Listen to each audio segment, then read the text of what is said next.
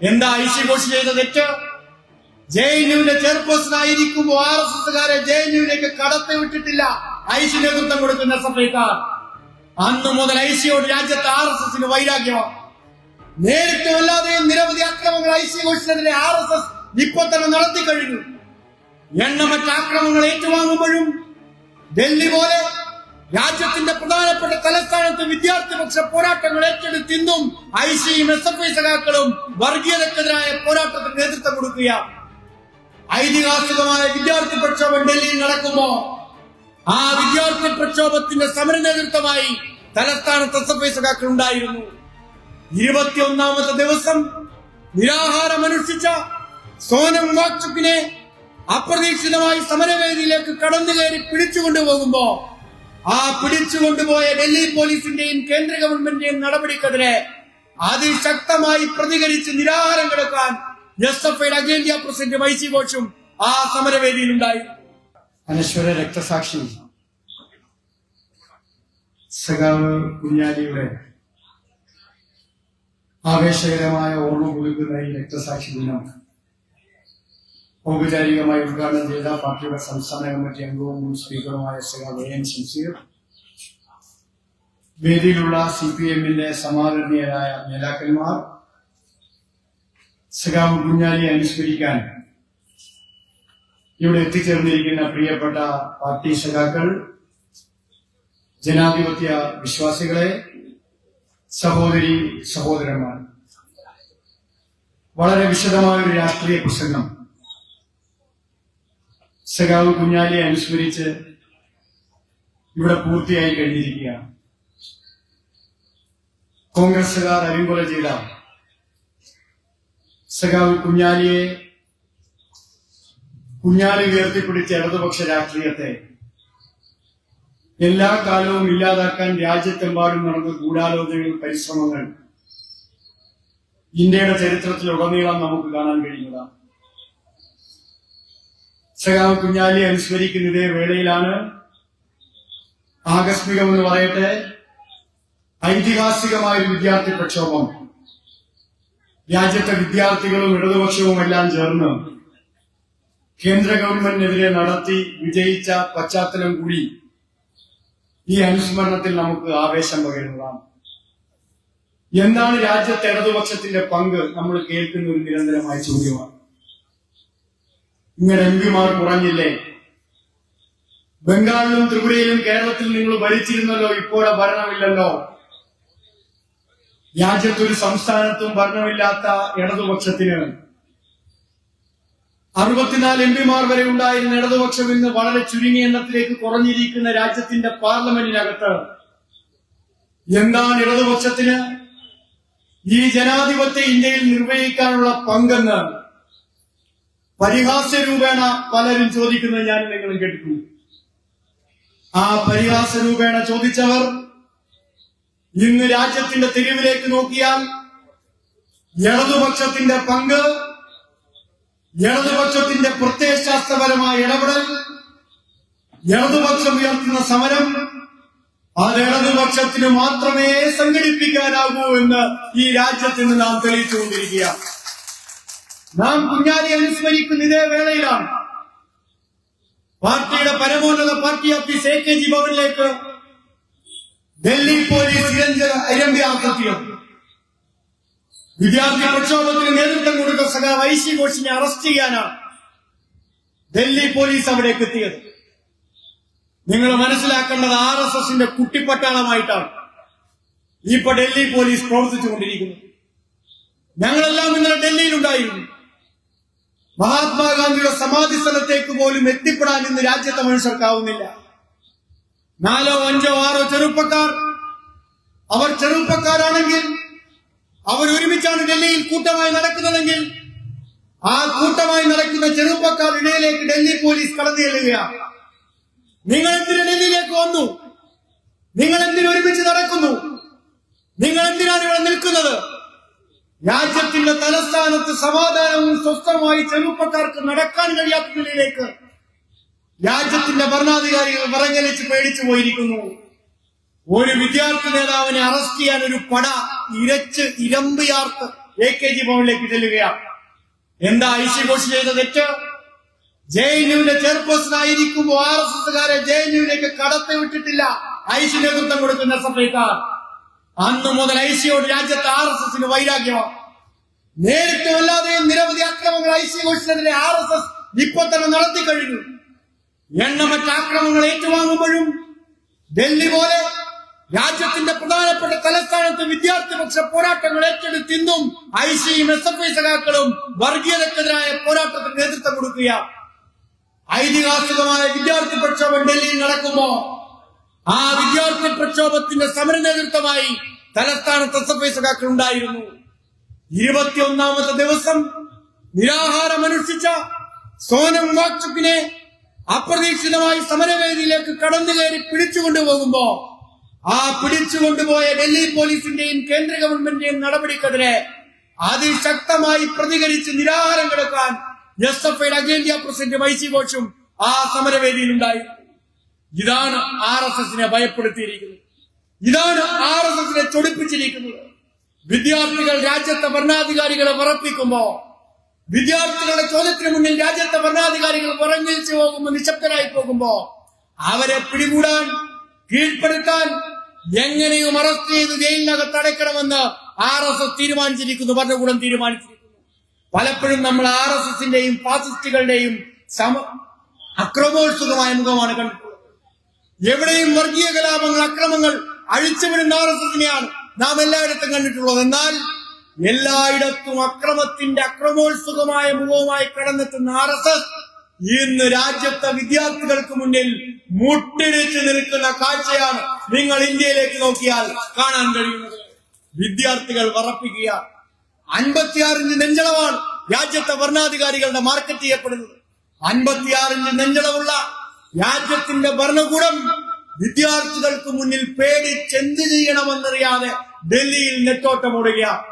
രാജ്യത്തെ ഏറ്റവും പ്രധാനപ്പെട്ട ഭരണശിലാ കേന്ദ്രങ്ങളിൽ വളരെ തുരന്തമായ ചർച്ചകൾ നടക്കുക, വളരെ പെട്ടെന്ന് ചർച്ചകൾ നടത്തിക്കൊണ്ടിരിക്കുന്നു. എങ്ങനെ ഈ വിദ്യാർത്ഥി പ്രക്ഷോഭത്തെ ഉയർന്നു വരുന്ന ഈ വിദ്യാർത്ഥികളുടെ ആവേശത്തെ പിടിച്ചു നിർത്തണം അവർക്ക് അറിയാൻ കഴിയുന്നില്ല. അവർക്ക് മനസ്സിലാവുന്നില്ല എങ്ങനെ സുസംഘടിതമായി ഈ വിദ്യാർത്ഥികൾ അണിനിരുന്നു, എങ്ങനെയാണ് ഈ പ്രക്ഷോഭം പൊട്ടിപ്പുറപ്പെട്ടത്, എങ്ങനെ ഈ പ്രക്ഷോഭം വിജയം കണ്ടു. ഇന്നും മനസ്സിലാക്കാൻ കഴിയാതെ RSSും BJPയും ഇരുട്ടി തപ്പുക. നാം ഈ സമരത്തെ ആവേശപൂർവ്വം നോക്കിക്കണ്ടു.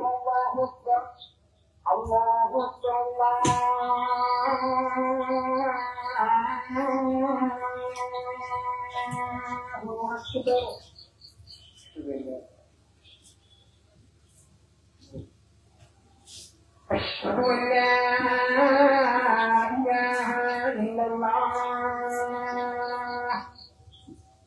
أشهد أن لا إله إلا الله أشهد أن محمدا رسول الله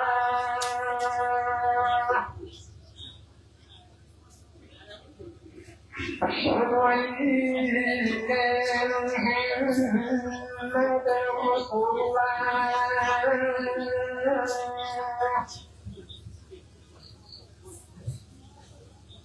حي على الصلاة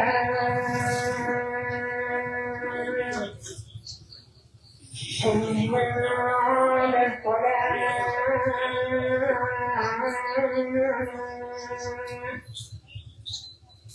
حي على الفلاح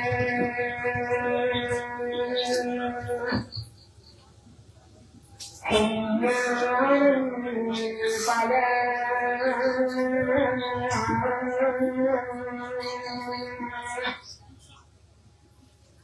الله أكبر الله أكبر لا إله إلا الله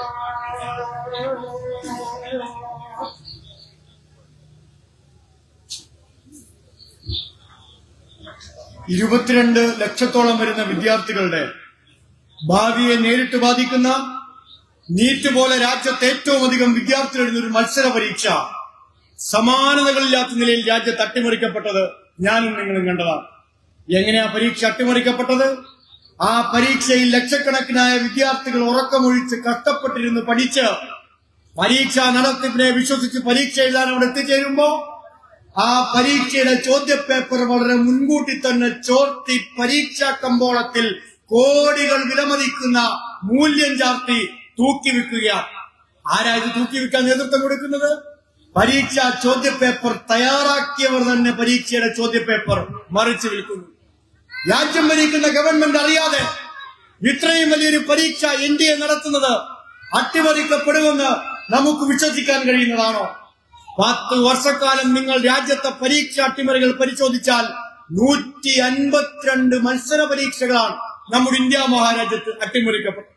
152 മത്സര പരീക്ഷകൾ അട്ടിമറിക്കപ്പെടുമ്പോ ദുരന്തമായി രാജ്യത്ത് നടപടി സ്വീകരിക്കുമെന്ന് ആവർത്തിച്ച് നരേന്ദ്രമോദി പ്രഖ്യാപിക്കുമ്പോ ഈ 152 പരീക്ഷാ അട്ടിമറികളിൽ ഒരു കുറ്റവാളിയെ പോലും ഇതുവരെ ശിക്ഷിക്കപ്പെട്ടിട്ടില്ല എന്നത് രാജ്യത്തിന്റെ 10 വർഷത്തെ ചരിത്രമാണ്. കൺവിൻഷൻ റേറ്റ് വട്ടപൂജ്യമാണ്. ഒരു പ്രതിയെയും കുറ്റം ചാർത്തി ജയിലിലടക്കാൻ കഴിഞ്ഞിട്ടില്ല. അവിടെയാണ് അതിശക്തമായ വിദ്യാർത്ഥി പ്രക്ഷോഭം രാജ്യത്ത് ഉയർന്നു വന്നത്. എങ്ങനെയാ വിദ്യാർത്ഥി പ്രക്ഷോഭം ഉയർന്നു വരുന്നത്? ഇവരെല്ലാം പ്രതീക്ഷിച്ചത് ഈ വിദ്യാർത്ഥി പ്രക്ഷോഭം ഉയർന്നു വന്ന് ഒരു തവണ അങ്ങ് അടിച്ചമർത്തിയാൽ അത് അവസാനിച്ചു പോകുമെന്ന ഈ വിദ്യാർത്ഥി പ്രക്ഷോഭത്തിന് അടിസ്ഥാനപരമായ ഒരു കാരണമുണ്ടായി. ആ കാരണം രാജ്യത്തെ വിദ്യാർത്ഥികളിൽ ചെറുപ്പക്കാരിൽ വർദ്ധിച്ചു വരുന്ന അസംതൃപ്തിയാണ് ഇത് നാം തിരിച്ചറിയേണ്ടതായിട്ടുണ്ട്. 138 കോടി മനുഷ്യരുടെ നാടാണ് ഇന്ത്യ. ഈ 138 കോടി മനുഷ്യരിൽ ഈ നാടിനെ നയിക്കേണ്ട ഏറ്റവും പ്രധാനപ്പെട്ട ജനവിഭാഗം ഈ രാജ്യത്തെ ചെറുപ്പക്കാരല്ലേ. ആ ചെറുപ്പക്കാർ ഇന്ന് രാജ്യത്ത് നേരിടുന്ന അവഗണന എത്രയോ വലുതാണ്. ഒരു കണക്ക് ഞാൻ നിങ്ങളോട് വിശദീകരിച്ചാൽ, രാജ്യത്തെ തൊഴിലില്ലായ്മയുടെ ആകെ കണക്ക് നിങ്ങൾ ശരാശരിയിൽ പരിശോധിച്ചാൽ, തൊഴിലില്ലായ്മയുടെ കണക്കിന്റെ ശരാശരി നിങ്ങൾ വ്യക്തമായി സൂക്ഷ്മമായി പരിശോധിക്കുമ്പോ തൊഴിലില്ലാത്തവരിൽ ഏറ്റവും കൂടുതൽ വരുന്നത് രാജ്യത്തെ ചെറുപ്പക്കാരാണെന്ന് ഞെട്ടിക്കുന്ന കണക്ക് പുറത്തേക്ക് വരിക. 25-നും 26 വയസ്സിനും താഴെയുള്ള 80% വരുന്ന ചെറുപ്പക്കാർക്ക് ഈ രാജ്യത്ത് തൊഴിലില്ലാത്ത സ്ഥിതി നിലനിൽക്കുന്നു. രാജ്യത്താകെ തൊഴിൽ ചെയ്യുന്ന ചെറുപ്പക്കാരെ യുവജനങ്ങൾ നിങ്ങൾ എടുത്താൽ 82% മനുഷ്യർ ജോലി ചെയ്യുന്നത് അസംഘടിത മേഖലയിലാണ്, പ്രൈവറ്റ് സെക്ടറിലാണ് നിങ്ങൾക്ക് കാണാൻ കഴിയുക. ഗവൺമെന്റ് സർവീസിലേക്ക് ആളെ എടുക്കുന്നില്ല. പട്ടാളത്തിലേക്ക് പോലും പുതിയ റിക്രൂട്ട്മെന്റ് നടക്കുന്നില്ല. SSBയും RRBയും രാജ്യത്തെ ബാങ്ക് സർവീസ് എക്സാമുകൾ, റെയിൽവേ ഉൾപ്പെടെയുള്ള പൊതുമേഖലാ സ്ഥാപനങ്ങൾ എല്ലാത്തിന്റെയും റിക്രൂട്ട്മെന്റ് പരീക്ഷകൾ നോക്കുകുത്തിയായി രാജ്യത്ത് നിലനിൽക്കുകയാണ്. ആരെയാണ് രാജ്യത്തെ യുവജനങ്ങൾ വിശ്വസിക്കേണ്ടത്? തൊഴിലില്ലായ്മ, പട്ടിണി, ജീവിക്കാൻ കഴിയാത്ത സാഹചര്യം, വിദ്യാഭ്യാസം നേടാൻ കഴിയാത്ത സാഹചര്യം രാജ്യത്ത് വർദ്ധിച്ചു വന്നതിന്റെ പ്രതിഫലനമാണ് ഉയർന്നു വന്ന വിദ്യാർത്ഥി യുവജന പ്രക്ഷോഭമെന്ന് നാം തിരിച്ചറിയേണ്ടതായിട്ടുണ്ട്. 10 വർഷക്കാലം നരേന്ദ്രമോദിയുടെ ഭരണം ഇന്ത്യ മഹാരാജ്യത്ത് പൂർത്തിയാകുമ്പോ 1 ലക്ഷം സർക്കാർ സ്കൂളുകളാണ് ഈ ഇന്ത്യ മഹാരാജ്യത്ത് അടച്ചുപൂട്ടപ്പെട്ടിരിക്കുന്നത്. 1 ലക്ഷം സർക്കാർ സ്കൂളുകൾ രാജ്യത്തിന്റെ വിവിധ പ്രദേശത്ത് അടച്ചുപൂട്ടാൻ രാജ്യം ഭരിക്കുന്ന ഗവൺമെന്റുകളും സംസ്ഥാന ഗവൺമെന്റുകളും തീരുമാനിക്കുമ്പോ സാധാരണപ്പെട്ടവന്റെ മക്കൾ എവിടെ പോയാണ് പഠിക്കേണ്ടത് എന്ന ചോദ്യമാണ് ഈ സമരത്തിന്റെ ഭാഗമായി ജനങ്ങൾ ചോദിച്ചത്. അടിസ്ഥാന മനുഷ്യന്റെ ജീവിത പ്രയാസങ്ങളിൽ ഉയർന്ന പോരാട്ടമാണ് ഡൽഹിയിലെ ഈ സമരമെന്ന് നാം തിരിച്ചറിയേണ്ടതായിട്ടുണ്ട്. ഐതിഹാസികമായ ഒരു കർഷക പ്രക്ഷോഭം കണ്ട നാടാണ് നമ്മുടെ രാജ്യം. 1 വർഷവും 15 ദിവസവും നീണ്ട ഐതിഹാസികമായ കർഷക പ്രക്ഷോഭത്തിന് മുന്നിൽ മുട്ടുമടക്കി 3 കരിനിയമങ്ങൾ പിൻവലിക്കേണ്ട വന്ന ഗതികേട് രാജ്യത്തെ കേന്ദ്ര ഗവൺമെന്റ് 2018 ഉണ്ടായി. ആ കർഷക പ്രക്ഷോഭത്തിന്റെ തുടർച്ചയിൽ രാജ്യത്തെ തൊഴിലാളികൾ നടത്തിയ സംഘടിതവും അസംഘടിതവുമായ പ്രക്ഷോഭങ്ങൾ ഉണ്ടായി. ആ സംഘടിതവും അസംഘടിതവുമായ പ്രക്ഷോഭങ്ങൾ രാജ്യത്ത് മൂർച്ഛിച്ചു വരുന്ന ഘട്ടത്തിലാണ് വിദ്യാർത്ഥികൾ അവരുടെ ജീവിത പ്രശ്നങ്ങൾ, തൊഴിലില്ലായ്മ, വിദ്യാഭ്യാസത്തിലെ അവസരം നിഷേധിക്കൽ ഉൾപ്പെടെ അടിസ്ഥാനപരമായ പ്രശ്നങ്ങൾ ഉയർത്തി സമരത്തിലേക്ക് ഇറങ്ങിയത്. അടിച്ചമർത്താൻ അവർ പരിശ്രമിച്ചു. തോക്കുകൾ, പെല്ലറ്റ് തോക്കുകൾ, വിവിധ മർദ്ദനോപാധികൾ, ലാത്തികൾ, ആണിയടിച്ച ലാത്തികൾ, എന്തെല്ലാം ഉപയോഗിക്കാമോ അതെല്ലാം സമരം ചെയ്ത വിദ്യാർത്ഥികൾക്ക് നേരെ ഉപയോഗിച്ചു. എന്നിട്ടോ ഈ രാജ്യത്ത് സംഘടിതമായ വിദ്യാർത്ഥികൾ ഈ ഭയാനകമായ മർദ്ദനത്തിന് മുന്നിൽ പിരിഞ്ഞു പോകാതെ ഡൽഹിയിൽ ഉറച്ചു നിന്നില്ലേ? പാർലമെന്റിലേക്ക് കർഷക സമരത്തിൽ നടന്ന മാർച്ച് നമുക്ക് ഓർമ്മയുണ്ട്. നാം മനസ്സിലാക്കേണ്ടത് കർഷക സമരത്തിൽ നടന്ന മാർച്ച് പോലും പാർലമെന്റിലെ ഗേറ്റിലേക്ക് എത്തിപ്പെട്ടിരുന്നില്ല എന്ന് നാം കണ്ടതാണ്. അവസാനം റെഡ് ഫോർട്ടിലാണ് ആ മാർച്ച് അവസാനിപ്പിച്ചത്. പക്ഷേ വിദ്യാർത്ഥികൾ, 10,000-കണക്കിന് വിദ്യാർത്ഥികൾ ഡൽഹിയിൽ സംഘടിച്ച് സമരമായി മാറി ഈ സമരത്തിന്റെ മുദ്രാവാക്യം ഏറ്റെടുത്ത് മുന്നോട്ട് പോയപ്പോ പാർലമെന്റിന്റെ ഗേറ്റിന് തൊട്ടു മുന്നിലെത്തിയ വിദ്യാർത്ഥി പ്രക്ഷോഭത്തിന്റെ കാഴ്ച ഈ ഇന്ത്യ ആവേശത്തോടെ കണ്ടതല്ലേ? അതാണ് സംഘടിതമായ യുവജനങ്ങളുടെ, വിദ്യാർത്ഥികളുടെ രോഷം. അടിച്ചമർത്താൻ പരിശ്രമിക്കുമ്പോ കൂടുതൽ ആവേശത്തോടെ വിദ്യാർത്ഥികൾ ആ സമരത്തിൽ അണിനിരന്നു. എന്തുകൊണ്ടാണ് വെടിവെക്കാഞ്ഞത് എന്ന് നമ്മൾ അത്ഭുതപ്പെടുന്നുണ്ട്. നിങ്ങൾ മനസ്സിലാക്കേണ്ടത്, ആ വിദ്യാർത്ഥി പ്രക്ഷോഭത്തിന് നേരെ വെടിവെക്കാൻ കേന്ദ്ര ഗവൺമെന്റ് യഥാർത്ഥത്തിൽ തയ്യാറാവാതിരുന്നത് ആ പ്രക്ഷോഭത്തിൽ പങ്കെടുത്തവരിൽ രാജ്യത്തെ പ്രധാനപ്പെട്ട BJP നേതാക്കന്മാരുടെ മക്കൾ കൂടി ഉണ്ടായിരുന്നത് കൊണ്ടാണെന്ന് നിങ്ങൾ മനസ്സിലാക്കേണ്ടതായിട്ടുണ്ട്. ആസാമിലെ പ്രധാനപ്പെട്ട ഒരു മന്ത്രിയുടെ മകൾ ആ സമരകേന്ദ്രത്തിൽ മുദ്രാവാക്യം വിളിക്കുന്നത് ഞാനും നിങ്ങളും കണ്ടില്ലേ? രാജ്യത്തെ പ്രധാനപ്പെട്ട RSSന്റെ നേതാക്കന്മാരുടെ മക്കൾ ആ സമരകേന്ദ്രത്തിലേക്ക് കേന്ദ്ര സർക്കാരിനെതിരെ മുദ്രാവാക്യം വിളിച്ച് ഒഴുകിയെത്തുന്ന കാഴ്ച ഞാനും നിങ്ങളും കണ്ടില്ലേ? ഈ കേരളത്തിൽ BJP സ്ഥാനാർത്ഥിയായി മത്സരിച്ചൊരു മഹാമാന്യ അദ്ദേഹം ഉണ്ടല്ലോ, കൃഷ്ണകുമാർ, സിനിമാ നടൻ കൂടിയാണ്. അദ്ദേഹത്തിന് 2 മക്കൾ, ഒരാൾ സിനിമാ അഭിനേത്രിയാണ്, ഒരാൾ മാരിവാനൂസ് കോളേജിലെ വിദ്യാർത്ഥിയാണ്. രണ്ടുപേരും ഈ വിദ്യാർത്ഥി പ്രക്ഷോഭത്തിന് പിന്തുണ പ്രഖ്യാപിച്ചത് ഞാനും നിങ്ങളും കണ്ടതല്ലേ? RSS കുടുംബങ്ങളിലെ കുട്ടികൾ പോലും ഈ ഉയർത്തുന്ന വിദ്യാർത്ഥി പ്രക്ഷോഭം ന്യായമാണെന്ന് അഭിപ്രായം പറയുമ്പോ, സമരവേദിയിലേക്ക് ഒഴുകിയെത്തുമ്പോ എല്ലാ കാലവും തങ്ങളുടെ വോട്ട് ബാങ്കായി കാത്തു സൂക്ഷിച്ചിരുന്ന രാജ്യത്തെ ഇടത്തരം വിഭാഗത്തിനിടയ്ക്ക് വലിയ അസംതൃപ്തി ഗവൺമെന്റിനെതിരെ ഉയർന്നു വരുമ്പോ രക്ഷിതാക്കൾ പോലും വിദ്യാർത്ഥികളെ ഈ സമരത്തിൽ പങ്കെടുക്കാൻ പറഞ്ഞയക്കുമ്പോ ആ സമരത്തിന്റെ ആവേശത്തിൽ രാജ്യമാകെ ആ സമരം ചെയ്യുന്ന വിദ്യാർത്ഥികളോടൊപ്പം അണിചേരുമ്പോ മുട്ടുമടക്കുകയല്ലാതെ മറ്റൊരു പോംവഴിയും കേന്ദ്ര ഗവൺമെന്റ് ഉണ്ടായിരുന്നില്ല. കേരളത്തിലെ ചില BJP നേതാക്കന്മാർ പറയുന്നത് കേന്ദ്ര ഗവൺമെന്റ് മഹാമനസ്കതയാണ് ധർമ്മേന്ദ്ര പ്രധാന്റെ രാജി എന്നാണ്. എന്താണ് മഹാമനസ്കത എന്നാണ് ഇപ്പോ കണ്ടുകൊണ്ടിരിക്കുന്നത്. സമരം ചെയ്ത വിദ്യാർത്ഥികളുടെ ഇൻസ്റ്റഗ്രാം അക്കൗണ്ട് കൂട്ടിക്കൊണ്ടിരിക്കുന്നു. എല്ലാ ഫാസിസ്റ്റുകളും ഭീരുക്കളാണെന്ന് ചരിത്രം ഉറക്കെ വിളിച്ചു പറയുമ്പോ അതേ ഫാസിസ്റ്റിന്റെ ഭീരുത്വ ഗണത്തിലാണ് നരേന്ദ്രമോദിയും പെടുന്നത് എന്നതിന്റെ നമ്മുടെ മുന്നിലെ അവസാനത്തെ തെളിവാണ് AKG ഭവനിലേക്ക് RSSന്റെ കുട്ടിപ്പട്ടാളം നടത്തിയ അതിക്രമമെന്ന് നാം തിരിച്ചറിയേണ്ടതായിട്ടുണ്ട്. കേരളത്തിലെ ചില മാധ്യമങ്ങൾക്ക് ഇപ്പോഴും സംശയമാണ്. മലയാള മനോരമ ആ സമരം കഴിഞ്ഞ് പിറ്റേ ദിവസം ഇറങ്ങുമ്പോ അത്ഭുതത്തോടു കൂടിയാണ്, പ്രിയപ്പെട്ട സഖാക്കളെ ഞാൻ പറയട്ടെ, ആ പത്രത്തെ ഞങ്ങളെല്ലാവരും കണ്ടത്. നിങ്ങൾ മനസ്സിലാക്കുന്നത്, രാജ്യത്തെ പ്രധാനപ്പെട്ട പത്രമാധ്യമങ്ങൾ ദ ഹിന്ദുവും ഇന്ത്യൻ എക്സ്പ്രസും ഉൾപ്പെടെ SFIയും SFI സഖാക്കളും ഇടതുപക്ഷവും ആ സമരത്തിൽ വഹിച്ച പങ്കിനെ വിശദീകരിച്ച് ലേഖനങ്ങൾ എഴുതാൻ തയ്യാറാകുമ്പോ കേരളത്തിലെ മനോരമ പോലെയുള്ള ചില മാധ്യമങ്ങൾക്ക് SFI എന്ന വാക്ക് പിറ്റേ ദിവസത്തെ പത്രത്തിൽ ഉണ്ടാവരുത് എന്ന് പിടിവാശി ഉണ്ടാവുകയാണ്. നോക്കൂ, ആദ്യത്തെ ദിവസം സമരം വിജയിച്ച് മനോരമ വാർത്തപ്പുറത്തേക്ക് ഇറങ്ങുമ്പോ ആ സമരത്തിന്റെ വേദിയിലേക്ക് വരാത്ത രാഹുൽ ഗാന്ധിയുടെ വരെ ചിത്രം മനോരമ ഉൾപ്പെടുത്തി. വിനു വി ജോണിനെ പോലെ ചില മാധ്യമ പ്രവർത്തകരുണ്ട്. കോട്ടിട്ട അർണബ് ഗോസ്വാമിയാണ്. അർണബ് ഗോസ്വാമിയെ നിങ്ങളിൽ പലർക്കും അറിയാം, റിപ്പബ്ലിക് TVയുടെ മുതലാളിയും പ്രധാനപ്പെട്ട വാർത്താവതാരകരുമാണ്. ഈ സമരത്തെ പൊളിക്കാൻ വേണ്ടി ഏറ്റവും കൂടുതൽ സന്ദേശങ്ങൾ ചാനൽ മുറിയിൽ ഇരുന്ന് തയ്യാറാക്കി റിപ്പോർട്ട് ചെയ്തത് അർണബ് ഗോസ്വാമിയാണ്. അർണബ് ഗോസ്വാമിയെ പോലെ കോട്ടിട്ട മറ്റൊരു ഗോസ്വാമിയാണ് ഏഷ്യാനെറ്റിലെ വിനു വി ജോൺ. ഇടതുപക്ഷത്തിന്റെ സമാദരണീയ നേതാവ് MA ബേബിയെ പോലും ഇഷ്ടക്കാരായ പരദൂഷണ കൂട്ടങ്ങൾ ചാനൽ ചർച്ചയുടെ ഭാഗമായി വട്ടം കൂടിയിരിക്കുമ്പോ അപഹസിക്കാൻ ഈ മാന്യന്മാർ തയ്യാറാവുകയാണ്.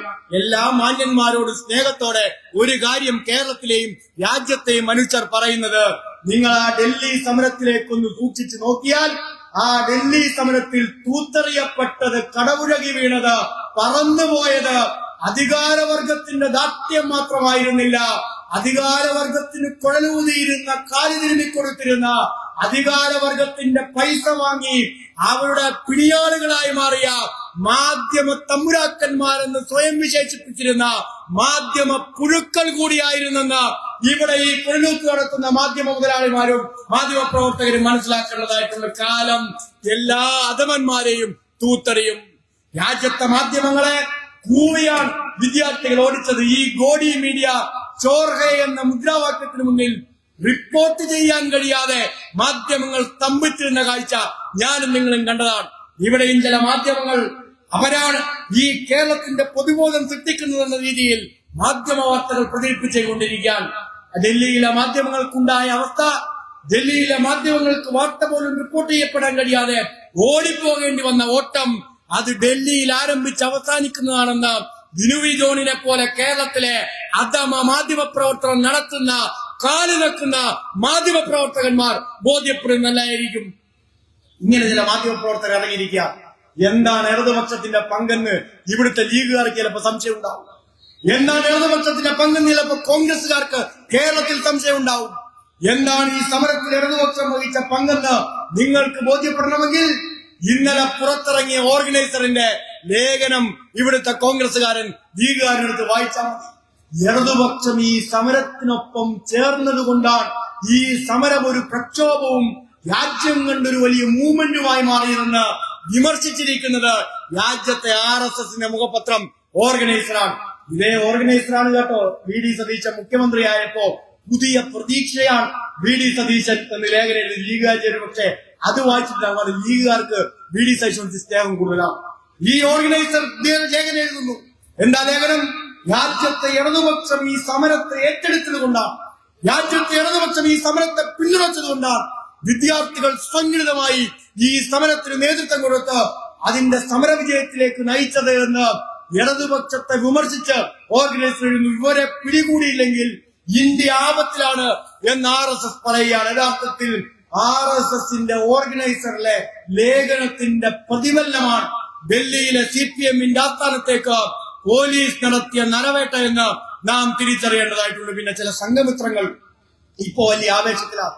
ഡൽഹിയിൽ AKG ഭവനിലേക്ക് പോലീസ് രംഭിയാച്ചെത്തി SFI നേതാവിനെ പിടിച്ചുകൊണ്ടുപോകുമെന്ന ഘട്ടത്തിലേക്ക് വന്നപ്പോ ഇതാ സമരം ചെയ്ത തീവ്രവാദിയെ പോലീസ് പിടികൂടാൻ പോകുന്നു എന്ന ആവേശത്തിൽ ചില BJP നേതാക്കന്മാർ, RSS നേതാക്കന്മാർ ഫേസ്ബുക്കിൽ പ്രതികരിക്കാൻ. സ്നേഹത്തോടെ ഒരു കാര്യം പറയട്ടെ, ഭീഷണിയായിട്ടൊന്നും കൂട്ടണ്ട. പാർട്ടി ഓഫീസും പാർട്ടി ആസ്ഥാനവും CPMന് മാത്രമല്ല ഇങ്ങ് കേരളത്തിൽ BJPക്കും ഉണ്ട് എന്ന് നന്നായി കരുതി വെക്കുന്നത് BJPക്ക് നന്നായിരിക്കും. CPMന്റെ മെമ്പർഷിപ്പിന് ഒരു പ്രത്യേകതയുണ്ട്. ആ പ്രത്യേകത BJPക്കാരനെ പോലെ മിസ് കോൾ അടിച്ച് നേടിയ മെമ്പർഷിപ്പ് അല്ല. 5 ലക്ഷം നട്ടലുള്ള തൊഴിലാളികൾ സംഘടിതമായി പ്രവർത്തിക്കുന്ന പാർട്ടിയാണ് കേരളത്തിലെ CPM എന്ന് അവർ ഓർക്കണം. രാജ്യത്തെ CPMന്റെ സ്ഥിതി വ്യത്യസ്തമല്ല. അപ്പൊ പാർട്ടി ഓഫീസ് തൊട്ട് കളിക്കുമ്പോ, പാർട്ടി ആക്രമിക്കാൻ വരുമ്പോ, പാർട്ടിക്കെതിരായി അതിക്രമം നടത്തുമ്പോ, പാർട്ടിയുടെ ഇടതുപക്ഷത്തിന്റെ മുഖമായി നിൽക്കുന്നവരെ, വിദ്യാർത്ഥി സമര പ്രക്ഷോഭത്തിന് മുഖമായി നിൽക്കുന്നവരെ ആക്രമിച്ചും കള്ളക്കേസിൽപ്പെടുത്തിയും ഈ രാജ്യത്ത് ജയിലിലടച്ചാൽ ഇടതുപക്ഷത്തിന്റെ സംഘടിതമായ ജനകീയ മുന്നേറ്റത്തെ പിടിച്ചു നിർത്താൻ കഴിയുമെന്ന് RSS പരിശ്രമിക്കാനേ പാടില്ല. അങ്ങനെ പരിശ്രമിച്ചാൽ രാജ്യത്തിനിയും അതിശക്തമായ ജനകീയ രോഷത്തിന് RSSന് BJPക്ക് സാക്ഷ്യം വഹിക്കേണ്ടതായി വരും. രാജ്യത്തെ എല്ലാ വിഭാഗം ജനങ്ങളും അസംതൃപ്തിയിലാണ്. രാജ്യത്തെ ഭരണം തുടർച്ചയുണ്ടാക്കാൻ ന്യൂനപക്ഷങ്ങൾക്കെതിരെ അസാമാന്യമായ നിലയിൽ വെറുപ്പ്, വിദ്വേഷം പ്രചരിപ്പിക്കുകയാണ്. ഖാലിസ്ഥാൻ തീവ്രവാദികളെന്നും ജിഹാദികളെന്നും വിളിച്ച് രാജ്യത്തെ വിദ്യാർത്ഥി പ്രക്ഷോഭത്തിന് നേരെ അവർ നടത്തിയ പ്രചരണം വിദ്യാർത്ഥി പ്രക്ഷോഭത്തെ മാത്രം ലക്ഷ്യം വെച്ചാണെന്ന് നിങ്ങൾ തെറ്റിദ്ധരിക്കാനേ പാടില്ല. RSS ഇന്ത്യയിൽ പ്രയോഗിക്കുന്ന ഏറ്റവും വലിയ ട്രംപ് കാർഡുകളിലൊന്ന് രാജ്യത്തെ ന്യൂനപക്ഷത്തിനെതിരായ വിദ്വേഷ പ്രചരണമാണ്. ആ വിദ്വേഷ പ്രചരണത്തിലൂടെ ന്യൂനപക്ഷങ്ങൾക്കെതിരായ ശത്രുവാത്മകമായ ഒരു നിലപാട് രാജ്യത്തെ മനുഷ്യന് സൃഷ്ടിക്കാൻ കഴിയുമോ എന്നാണ് RSS പരിശ്രമിക്കുന്നത്. ഇതിനെ ഇന്ത്യയുടെ ജനാധിപത്യ ആശയങ്ങളെ ഉയർത്തിപ്പിടിച്ച് നമുക്ക് പ്രതിരോധിക്കാൻ കഴിയണം. ഭൂരിപക്ഷമാണ് അവർ എന്നാണ് അവർ അവകാശപ്പെടുന്നത്. ആരാണ് ഈ ഭൂരിപക്ഷം?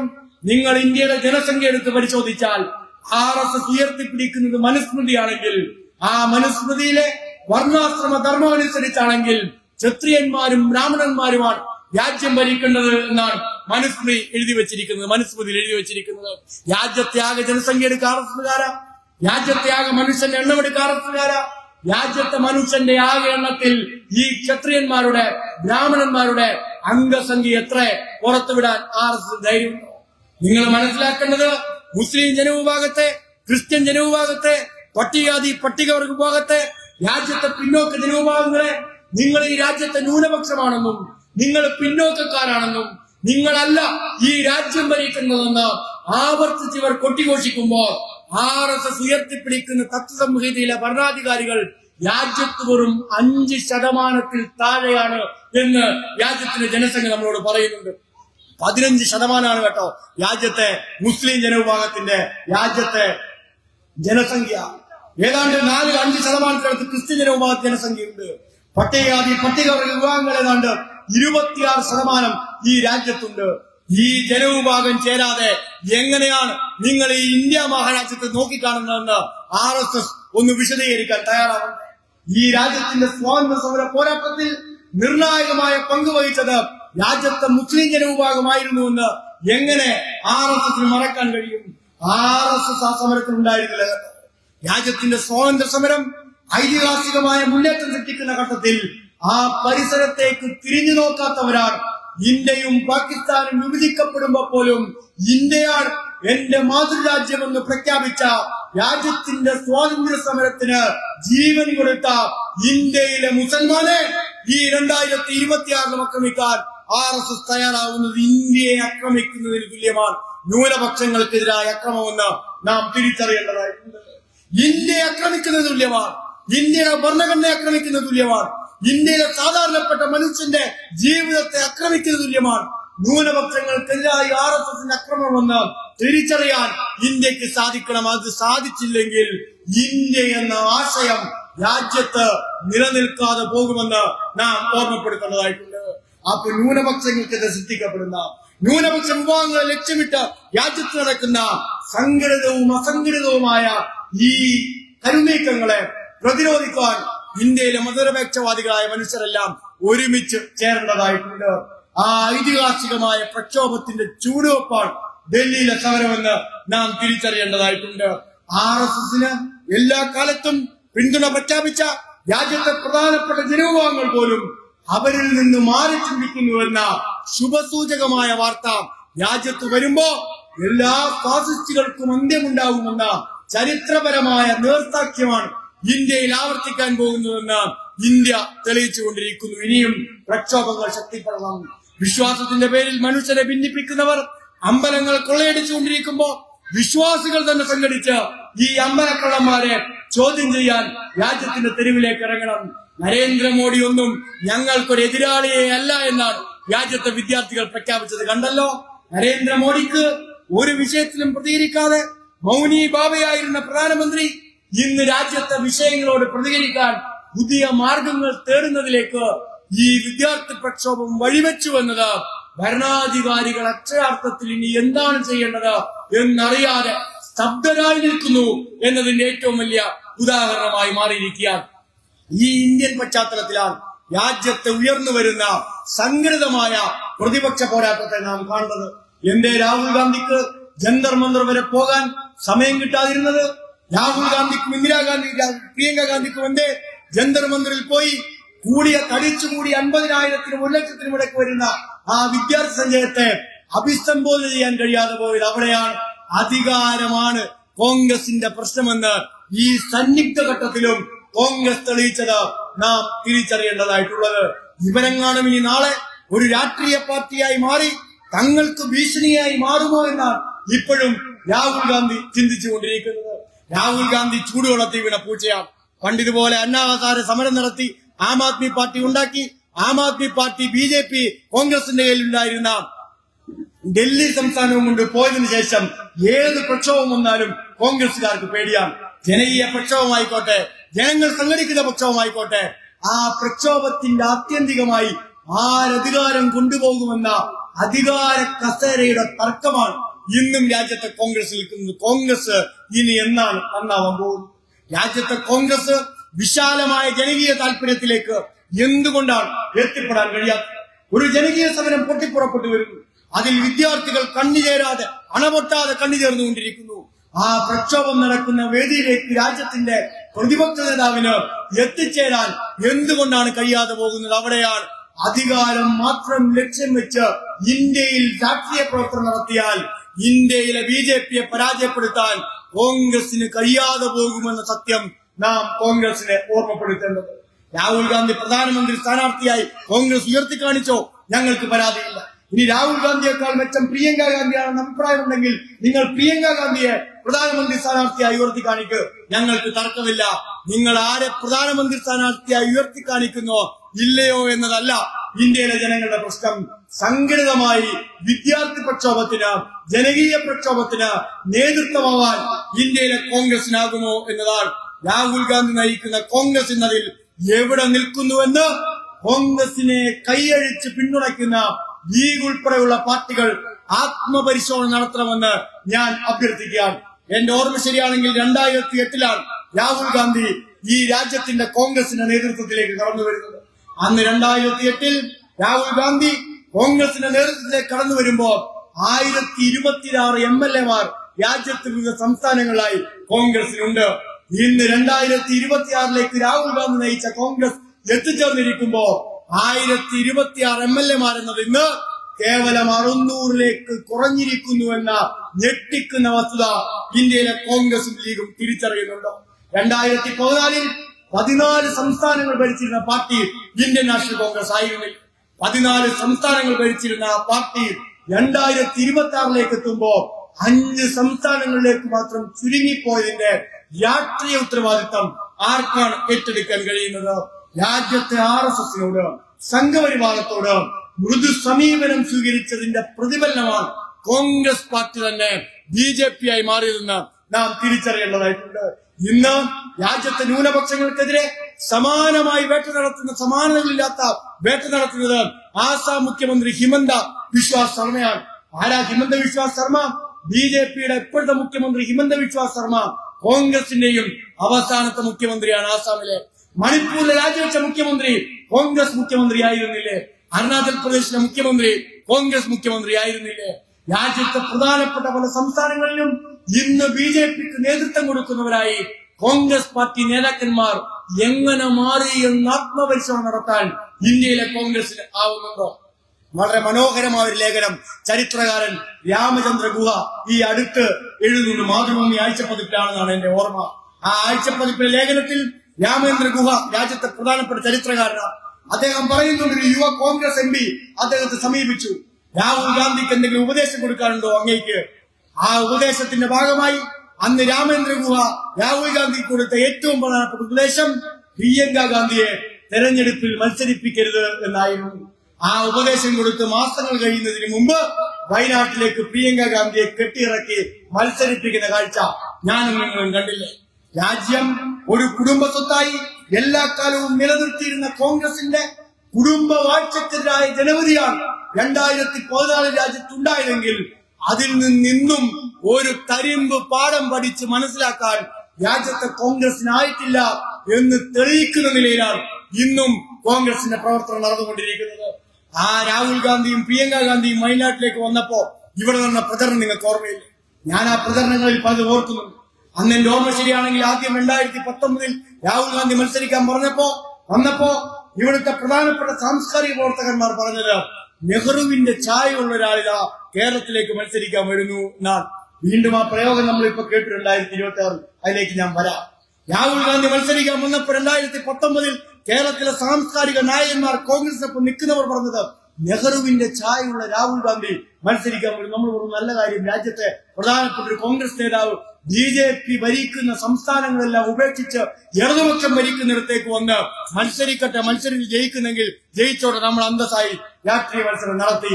എന്നിട്ടോ 2019 പ്രധാനമന്ത്രിയാവാൻ പോയ രാഹുൽ ഗാന്ധി കേരളത്തിലായതുകൊണ്ട് വയനാട്ടിൽ നിന്ന് പാർലമെന്റ് കണ്ടു, അമേഠിയിൽ നിന്ന് പരാജയപ്പെട്ടു. ഞാൻ നിങ്ങൾ കണ്ടു. ഇന്ദിരാഗാന്ധിയുടെ മുഖച്ഛായയും ആയി പിന്നെ ഈ വയനാടിന്റെ പാർലമെന്റ് മണ്ഡലത്തിലേക്ക് വന്നത് പ്രിയങ്ക ഗാന്ധി ആയിരുന്നില്ല. എന്തെല്ലാം പ്രചരണം നടന്നു. ഞാൻ ആ പ്രചരണത്തിലേക്ക് ഒന്നും കിടക്കുന്നില്ല. ഇനി ഞങ്ങൾക്ക് നെഹ്റുവിന്റെ ചായയുള്ള രാഹുൽ ഗാന്ധി വേണ്ട, അങ്ങനല്ലേ ഇവിടുത്തെ കോൺഗ്രസ് ലീഗാരം പറഞ്ഞത്? രാഹുൽ ഗാന്ധിയെ കൊണ്ട് കൂട്ടിയാൽ മോഡിയെ കൂടുന്നില്ല, അതുകൊണ്ട് ഇനി ഇന്ദിരയുടെ ചായയുള്ള പ്രിയങ്ക ഗാന്ധി വേണം. ഇവിടുത്തെ ലീഗാരം മുദ്രാവാക്യം വിളിച്ചു, ഇന്ദിരാഗാന്ധിയെ കൊണ്ടുവന്നു, മത്സരിപ്പിച്ചു. എന്തു മാറ്റം രാജ്യത്തെ ദേശീയ തലത്തിൽ ഉണ്ടായി? ഉത്തർപ്രദേശ് ഉൾപ്പെടെ രാജ്യത്തെ പ്രധാനപ്പെട്ട കോൺഗ്രസിന്റെ പ്രധാനപ്പെട്ട സംസ്ഥാനങ്ങളിൽ ഒരു തിരിച്ചുവരവിന് കോൺഗ്രസിന് സാധിക്കുന്നുണ്ടോ? ഇന്ത്യ പിടിക്കണമെങ്കിൽ, ഇന്ത്യയിൽ കോൺഗ്രസിന് ഭരിക്കാൻ കഴിയണമെങ്കിൽ ഏറ്റവും കൂടുതൽ ലോക്സഭാ സീറ്റുകളുള്ള ഉത്തർപ്രദേശും ബീഹാറും മധ്യപ്രദേശും രാജസ്ഥാനിലും മഹാരാഷ്ട്രയിലും കോൺഗ്രസ് തിരിച്ചു വരണ്ടേ? അതിനു വേണ്ടുന്ന വല്ല പണിയും ഇവിടുത്തെ കോൺഗ്രസ്സുകാരൻ എടുക്കുന്നുണ്ടോ? ഈ കാര്യം ചോദിക്കണം വല്ലപ്പോഴും കോൺഗ്രസ്സുകാരെ അടുത്ത് കിട്ടുമ്പോ. നിങ്ങൾ ഈ രാജ്യത്ത് BJPക്കെതിരെ നിലപാട് സ്വീകരിക്കണം. നിങ്ങൾ ഈ രാജ്യത്തെ BJPയുടെ വർഗീയ അജണ്ടക്കെതിരെ നിലപാട് സ്വീകരിക്കണം. ന്യൂനപക്ഷങ്ങൾക്കും ദളിതർക്കുമെതിരെ BJP നടത്തുന്ന അക്രമത്തിനെതിരെ നിലപാട് സ്വീകരിക്കാൻ രാജ്യത്തെ കോൺഗ്രസ് തയ്യാറാവട്ടെ. ഞാൻ ആത്മാർത്ഥമായി ചോദിക്കട്ടെ, ന്യൂനപക്ഷങ്ങളെ ആക്രമിക്കുന്ന വിഷയങ്ങളിൽ എവിടെയെങ്കിലും നേരോടെ നിർഭയം നിലപാട് സ്വീകരിക്കാൻ ഈ സമീപകാല ഇന്ത്യയിൽ കോൺഗ്രസ് നേതൃത്വത്തിനായിട്ടുണ്ടോ? നിങ്ങൾ പരിശോധിക്കുക. എത്രയോ ന്യൂനപക്ഷ വിഭാഗങ്ങളിൽപ്പെടുന്ന മനുഷ്യർ ഈ രാജ്യത്ത് ആക്രമിക്കപ്പെട്ടു. എത്രയോ മനുഷ്യർ പശുവിന്റെ പേരിൽ തല്ലിക്കൊല്ലപ്പെട്ടു. എത്രയോ മനുഷ്യർ തൊട്ടുവെച്ചതിന്റെ പേരിൽ ആക്രമിക്കപ്പെട്ടു. ആ തൊട്ടുവെച്ചതിന്റെ പേരിൽ ആക്രമിക്കപ്പെട്ട ഏതെങ്കിലും ഒരു മനുഷ്യന്റെ വീട്ടിലേക്ക് പോകാൻ ഈ രാഹുൽ ഗാന്ധി തയ്യാറായോ? ഉമർ ഖാലിദിനെ പോലെ നിരവധിയായ പോരാളികൾ രാജ്യത്ത് ഗവൺമെന്റിനെതിരെ സമരം ചെയ്തതിന്റെ പേരിൽ ജയിലിലടക്കപ്പെടുമ്പോ അവർക്ക് വേണ്ടി ശബ്ദിക്കാൻ ഇന്നും കോൺഗ്രസ് അറച്ചു നിൽക്കുകയാണ്. എന്തേ കോൺഗ്രസ് അറച്ചു നിൽക്കുന്നത്? എന്തേ ന്യൂനപക്ഷ വിഷയങ്ങളിൽ ഒരു മെല്ലപ്പോക്ക്, ഒരു പുറകോട്ട് പോക്ക് കോൺഗ്രസ് ഉണ്ടാവുന്നത്? വോട്ട് ബാങ്ക് മാത്രമാണ് കോൺഗ്രസിന്റെ രാഷ്ട്രീയം. ഈ വോട്ട് ബാങ്ക് രാഷ്ട്രീയം അവസാനിപ്പിച്ച് സത്യസന്ധമായ നിലപാട് സ്വീകരിക്കാതെ ഇന്ത്യൻ നാഷണൽ കോൺഗ്രസ് രാജ്യത്ത് രക്ഷപ്പെടാൻ പോകുന്നില്ലെന്ന് പ്രിയപ്പെട്ടവരെ നാം മനസ്സിലാക്കേണ്ടതായിട്ടുണ്ട്. അപ്പോഴാണ് കേരളത്തിൽ എങ്ങനെയും അധികാരത്തിലെത്തണം എന്ന് RSSും കോൺഗ്രസും എല്ലാം ചേർന്ന് വലിയ പദ്ധതി തയ്യാറാക്കി ഇവിടെ നടപ്പിലാക്കി. നമ്മൾ ചോദിക്കുന്ന ഒരു ചോദ്യമില്ലേ, ഇടതുപക്ഷം പരാജയപ്പെട്ടതിനെ പറ്റി നിങ്ങൾ പറഞ്ഞുകൊണ്ടിരിക്കുന്നു. ഇടതുപക്ഷം പരാജയപ്പെട്ട് 2 മാസം ഈ കേരളത്തിനകത്ത് പിന്നിടുമ്പോ രാജ്യത്തെ കോൺഗ്രസിന്റെ ഭാഗമായി നിൽക്കുന്ന കേരളത്തിലെ കോൺഗ്രസിന്റെ മുഖ്യമന്ത്രിയും ഗവൺമെന്റും സ്വീകരിക്കുന്ന നിലപാട് ആർക്കനുകൂലമായ നിലപാടാണെന്ന് കോൺഗ്രസ് നേതൃത്വം പരിശോധിക്കണം. എന്ത് പരിശോധന കോൺഗ്രസ് നടത്തുന്നു? എന്ത് പരിശോധന രാജ്യത്തെ കോൺഗ്രസ് നേതൃത്വം നടത്തുന്നു? എന്ത് പരിശോധന കേരളത്തിലെ കോൺഗ്രസ് നേതൃത്വം നടത്തുന്നു? നാഥനില്ല കളരിയായി കേരളത്തിലെ ഗവൺമെന്റ് മാറി. കോൺഗ്രസിന്റെ സമാദരണീയ നേതാവ് കേരളത്തിൽ നിന്ന് ഇപ്പോ KC വേണുഗോപാലാണ്. ആരാ KC വേണുഗോപാല്? ആരാ KC വേണുഗോപാൽ എന്ന് നമ്മളോട് ചോദിച്ചാൽ നമ്മൾ പറയും AICC ജനറൽ സെക്രട്ടറിയാണ് KC വേണുഗോപാൽ. നിങ്ങൾ കോൺഗ്രസ്സുകാരനോടാണ് ചോദിക്കുകയെങ്കിൽ കോൺഗ്രസ്സുകാരൻ പറയും KC വേണുഗോപാൽ BJP ഏജന്റ് ആണ് എന്ന് പറയും. നമ്മളല്ല കേട്ടോ പറയും. VD സതീശൻ മുഖ്യമന്ത്രിയാവാൻ വേണ്ടി നടത്തിയ ഒരു ഓൺലൈൻ ക്യാമ്പയിൻ ഉണ്ട്. സത്യസന്ധമായി പറയട്ടെ, നമ്മുടെ കണ്ണ് നിറഞ്ഞുപോയി. രാജ്യത്തെ കോൺഗ്രസിന്റെ പരമോന്നത നേതാവ് KC വേണുഗോപാലിനെ ഇവിടുത്തെ കോൺഗ്രസ്സുകാരൻ വിളിച്ചെന്താ? ഇവിടുത്തെ ലീഗുകാരൻ വിളിച്ചെന്താ? ലീഗുകാരന്റെയും കോൺഗ്രസ്സുകാരന്റെയും കമന്റാണ് മൊത്തം പോസ്റ്റിലും. എന്താ പോസ്റ്റിലെ കമന്റ്? ഇയാൾ BJP ഏജന്റാണ്. നമ്മൾ പോലും പതിക്കാണ് പ്രശ്നം. ഇടതുപക്ഷം പോലും KC വേണുഗോപാലിനെ രാഷ്ട്രീയപരമായിട്ടാണ് ആക്രമിച്ചത്. കോൺഗ്രസ്സുകാരോ ലീഗുകാരോ ഒറ്റതിരിഞ്ഞ് KC വേണുഗോപാലിനെ അധികാരത്തിന് വേണ്ടി ആക്രമിക്കുന്ന കാഴ്ച നാം കണ്ടില്ല. രാജ്യത്തെ കോൺഗ്രസിന്റെ പ്രസിഡന്റ് കഴിഞ്ഞാൽ ഏറ്റവും ഉയർന്ന പദവിയിലിരിക്കുന്ന AICCയുടെ ജനറൽ സെക്രട്ടറി BJP ഏജന്റാണെന്ന് കോൺഗ്രസുകാർ ഈ കേരളത്തിൽ നവമാധ്യമങ്ങൾ എഴുതിയ പോസ്റ്റ് ഇന്നും മായാതെ കേരളത്തിൽ കിടക്കല്ലേ? എന്തേ കോൺഗ്രസുകാർക്ക് മുൻപാട്ടില്ലാത്തത്? എന്തേ കോൺഗ്രസ് മൗനം പാലിക്കുന്നത്? എന്തേ KC വേണുഗോപാലിനെതിരെ നിരന്തരം ഉണ്ടാവുന്ന അക്രമങ്ങളിൽ കോൺഗ്രസ് പാർട്ടി പ്രതികരിക്കാത്തത്? അപ്പൊ പരസ്പരം സത്യങ്ങൾ വിളിച്ചു പറഞ്ഞുകൊണ്ടിരിക്കുന്നു. VD സതീശൻ RSSന്റെ ഏജന്റാണെന്ന് കോൺഗ്രസുകാർ തുറന്നു സമ്മതിക്കുന്നു. KC വേണുഗോപാൽ RSS നിലപാടുണ്ടെന്ന് കോൺഗ്രസുകാർ തുറന്നു പറയുന്നു. എന്നിട്ടോ 2 മാസത്തെ ഭരണം പൂർത്തിയാക്കപ്പെടുമ്പോ RSS ആഗ്രഹിച്ചതെല്ലാം കഴിഞ്ഞ 10 വർഷക്കാലം നടക്കാത്തത് രാജ്യത്ത് കേരളത്തിൽ നടന്നുകൊണ്ടിരിക്കുകയല്ലേ? ഞാൻ ഇങ്ങോട്ട് വരുമ്പോൾ ഒരു കണക്കെടുത്ത് കേട്ടോ. ആ കണക്ക് കഴിഞ്ഞ 1 മാസത്തിനിടയ്ക്കിൽ നീറ്റ് സമരത്തിന്റെ ഭാഗമായി കേരളത്തിൽ SFIക്കെതിരെ കേരള പോലീസ് ചാർജ് ചെയ്ത കേസാണ്. നിങ്ങൾ കേൾക്കണം, സഖാക്കൾ കേൾക്കണം. 48 കേസുകളാണ് കഴിഞ്ഞ 1 മാസത്തിനിടയ്ക്ക് 14 ജില്ലകളിലായി കേരളത്തിലെ ആഭ്യന്തര വകുപ്പും പോലീസും ചേർന്നെടുത്തത്. ആ 48 കേസിൽ 5 നോൺ ബെയിലബിൾ കേസാണ്. 26 സഖാക്കളെ വിവിധ കേന്ദ്രങ്ങളായി നോൺ ബെയിലബിൾ കേസിന്റെ ഭാഗമായി ജയിലിൽ അടച്ചു. രാജ്യത്തെ BJP ഗവൺമെന്റ് ഭരിക്കുന്നിടത്ത് നീറ്റ് പരീക്ഷയ്ക്കെതിരെ സമരം നടത്തിയ കേസുകൾ പിൻവലിക്കാമെന്ന് എഴുതി തയ്യാറാക്കി ഉറപ്പ് ആ സമരം ചെയ്തവർക്ക് കൊടുക്കുമ്പോ കോൺഗ്രസ് ഭരിക്കുന്നിടത്ത് സമരം ചെയ്ത വിദ്യാർത്ഥികൾക്ക് നേരെ നടപടി തുടർന്നുകൊണ്ടിരിക്കുന്നു. ആരുടെ ഗവൺമെന്റാ കേരളം ഭരിക്കുന്നത്? നീറ്റ് സമരത്തിൽ സമരം ചെയ്തവരെ ജയിലിൽ അടക്കണമെന്ന് പോലീസിന് നിർദ്ദേശം കൊടുത്തത് കേരളത്തിലെ ഗവൺമെന്റ് അല്ലേ? എങ്ങനെ ഒരു നിർദ്ദേശം കോൺഗ്രസ് ഭരിക്കുന്നിടത്ത് പോയി? എന്റെ ഈ കേസുകൾ പിൻവലിക്കുമെന്നൊരു പ്രഖ്യാപനം നടത്താൻ കേരളത്തിലെ കോൺഗ്രസ് പാർട്ടി കഴിയാതെ പോകുന്നു. അവിടെയാണ് RSSനെ പ്രീതിപ്പെടുത്താൻ എന്തും ചെയ്യുമെന്നിടത്തേക്ക് കോൺഗ്രസ് എത്തിയിരിക്കുന്നത്. ലീഗുകാർക്ക് വല്ല മിണ്ടാട്ടമുണ്ടോ? ഞങ്ങളൊക്കെ യഥാർത്ഥത്തിൽ കുറച്ച് ആശ്വാസത്തിലാണ്. എന്താണെന്നറിയോ? കഴിഞ്ഞ തെരഞ്ഞെടുപ്പ് കഴിയുന്നത് വരെ ഞങ്ങളൊക്കെ ഒരു ഫേസ്ബുക്കിൽ പോസ്റ്റ് ഇട്ടാൽ അപ്പൊ വരും ലീഗുകാരുടെ പോസ്റ്റാ, ലീഗുകാരുടെ കമന്റാ. സംഘടിതമായിരിക്കാണ് കമന്റ് ചെയ്യാൻ പോസ്റ്റ് അടിയും. ഫേസ്ബുക്കിൽ പോസ്റ്റ് ഇട്ടാൽ അപ്പൊ കമന്റാ, പച്ചത്തെറിയാണ് കമന്റായി ഇടുന്നത്. ഇതാണ് സംസ്കാരം എന്നുള്ളത് നമ്മൾ മനസ്സിലാക്കിക്കോ. ലീഗിന്റെ സംസ്കാരം എന്നാണെന്ന് അതിൽ നിന്ന് നിങ്ങൾ ബോധ്യപ്പെട്ടോളൂ. പച്ചത്തെറി കമന്റായി പോസ്റ്റ് ചെയ്യുക. വിവിധ പോസ്റ്റുകൾ, വിവിധ കമന്റുകൾ, വിവിധ വീഡിയോകൾ, വിവിധ പോസ്റ്ററുകൾ ലീഗുകാർ ഇറക്കുകയാണ്. കഴിഞ്ഞ 2 മാസം കൊണ്ട് ലീഗിന്റെ കമന്റും ഇല്ല, ലീഗിന്റെ പോസ്റ്ററും ഇല്ല, ലീഗിന്റെ ആവിയുമില്ല.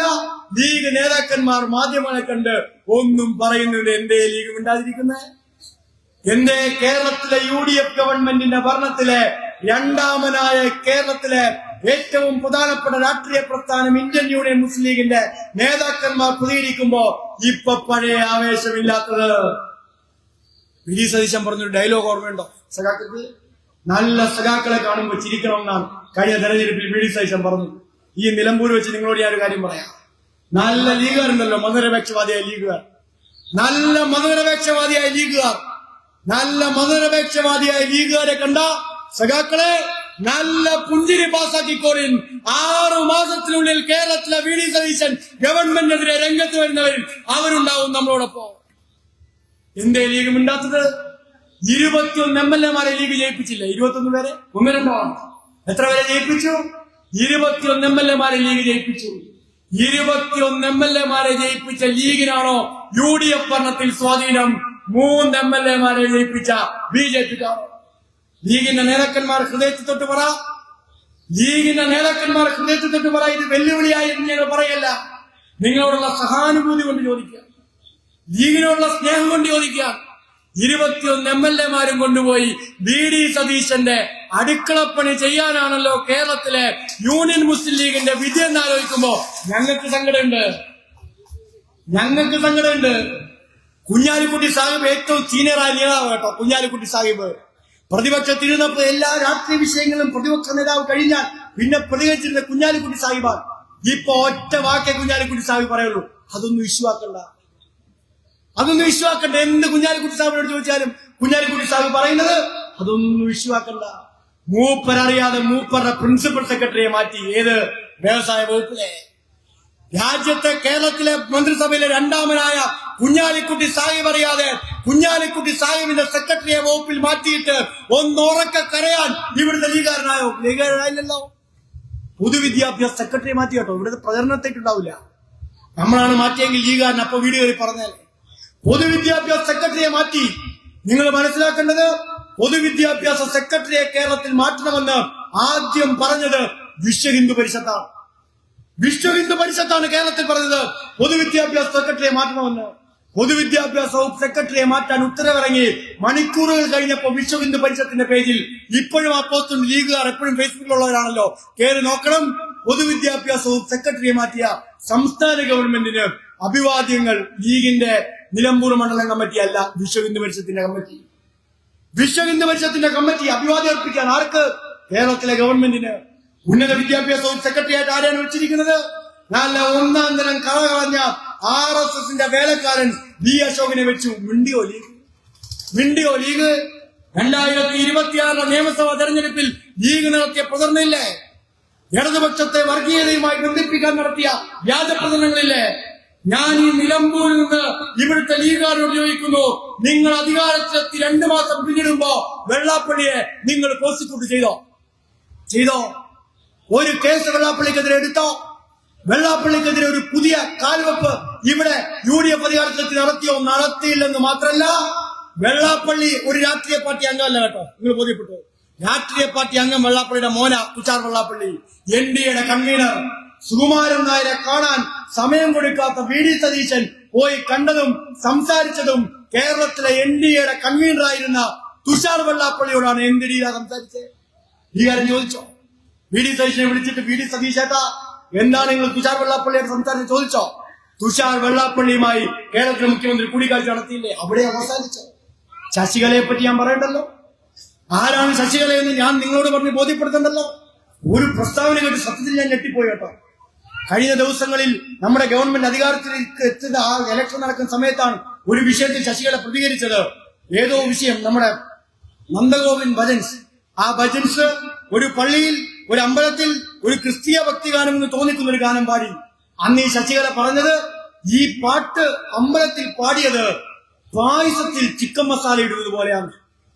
എന്നാലോചിച്ച് നോക്ക്, ഇവിടെ അമ്മമാരിയ്ക്കുന്നുണ്ട്, ഇവിടെ അടുക്കള കയറി നമ്മളെല്ലാവരും ഇരിക്കുന്നുണ്ട്. നമ്മളെല്ലാവരും പായസം കഴിക്കുന്നവരാ, നമ്മളെല്ലാവരും പായസം കഴിക്കുന്നവരാ.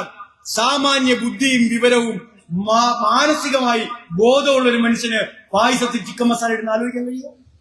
പായസത്തിൽ ചിക്കൻ മസാല ഇടുന്നേ, ഇവിടെ ഇതൊക്കെ തരുന്ന പച്ചവെള്ളം വാങ്ങിച്ച് കുടിച്ചാൽ മനുഷ്യൻ ജീവിച്ചിരിക്കും. ഈ ശശികല ഒരു ഗ്ലാസ് പച്ചവെള്ളം മനുഷ്യന് കൊടുത്താൽ എങ്ങനെ വിശ്വസിച്ച് മനുഷ്യൻ ആ പച്ചവെള്ളം വാങ്ങി കുടിക്കൂ? ഈ ശശികല ആരുടെ മുന്നിൽ പോയി?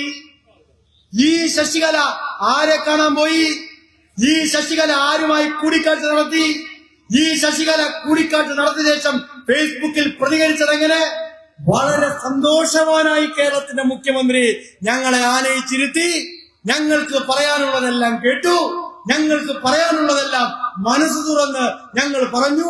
10 വർഷക്കാലം ഇടതുപക്ഷ ഗവൺമെന്റിനെതിരെ ഞങ്ങളിങ്ങനെ അടക്കപ്പിടിച്ചിരുന്ന ഞങ്ങളുടെ വികാരമെല്ലാം ഞങ്ങളുടെ പ്രിയങ്കരനായ മുഖ്യമന്ത്രി VD സതീശനോട് പറഞ്ഞു തീർത്ത് ഞങ്ങൾ ഇതാ പുറത്തേക്ക് ഇറങ്ങിയിരിക്കുന്നു. പോസ്റ്റിട്ടത് ശശികലയല്ലേ?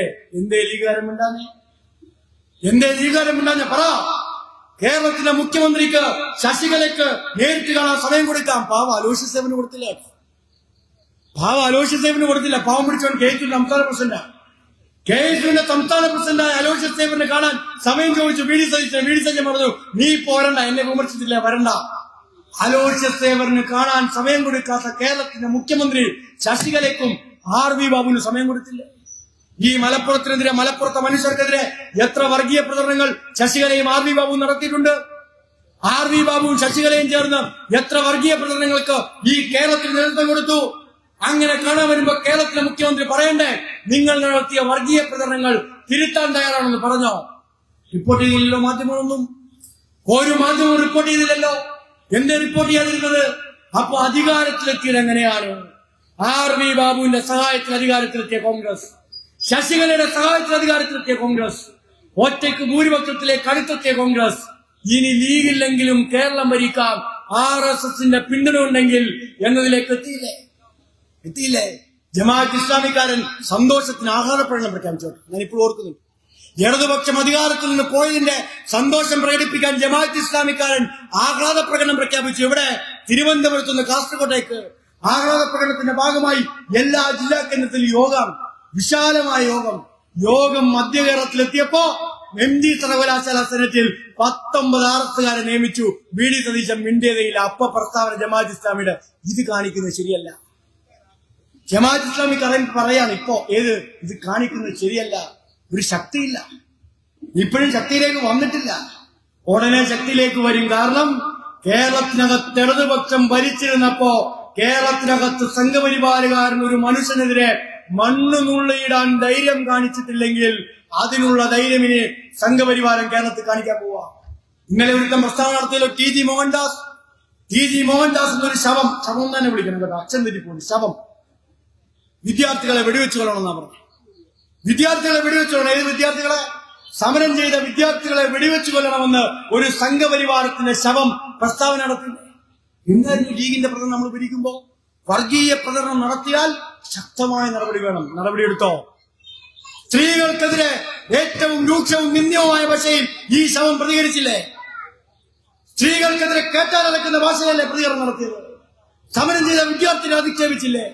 ആ പ്രസ്താവന പുറത്തേക്ക് നിമിഷങ്ങൾ കഴിയുന്നതിന് മുമ്പ് DGPക്ക് SFI പരാതി നൽകിയ പരാതി ഇപ്പോഴും DGPയുടെ മേശപ്പുറത്തിരിക്കുകയാണ്. എന്തേ കേസെടുക്കാത്തത്?